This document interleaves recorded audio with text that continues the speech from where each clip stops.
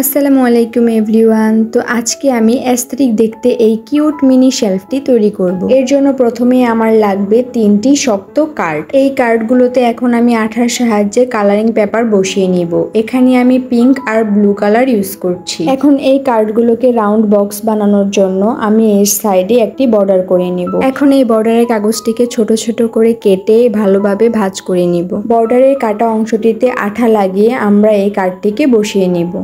ভিডিওতে তোমরা দেখতেই পাচ্ছ কার্ডটির সাইডে হালকা করে চাপ দিয়ে এটিকে ভালোভাবে ঘুরিয়ে নিলেই আমাদের রাউন্ড বক্সটি তৈরি হয়ে যাবে। এখন এই বক্সটির পেছনে আঠার সাহায্যে একটি কাগজ বসিয়ে নিব। আমার 3টি বক্সই তৈরি হয়ে গিয়েছে। এখন র্যান্ডম একটি পেপার থেকে আমি 2টি স্টিক বানিয়ে নিব। এখন একটি গ্লিটার শিটকে এই স্টিকগুলোর সাইডে পেঁচিয়ে নিব। তোমরা এই অংশটি স্কিপও করতে পারো, আমি একটু সুন্দর করার জন্য এই গ্লিটার শিটটি ইউজ করেছি। এখন রাউন্ড বক্সগুলোর দুপাশে ডাবল সাইড টেপ ব্যবহার করে আমি স্টিকগুলোকে লাগিয়ে নিচ্ছি। এভাবে সব বক্সগুলোই আমি এই স্টিকের সাথে লাগিয়ে নিব।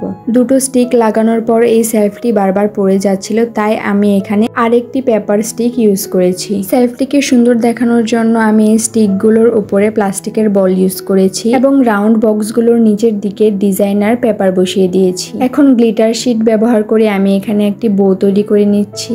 এই বউটিকে এখন আমি উপরের শেলফটিতে বসিয়ে নিব। তো ফাইনালি আমার অ্যাস্থেটিক দেখতে এই শেলফটি তৈরি হয়ে গিয়েছে। তো তোমাদের কাছে আমার এই শেলফের আইডিয়াটি কেমন লেগেছে তা আমাকে কমেন্টে অবশ্যই জানিও। তো আজকের মতো এখানেই বিদায় নিচ্ছি।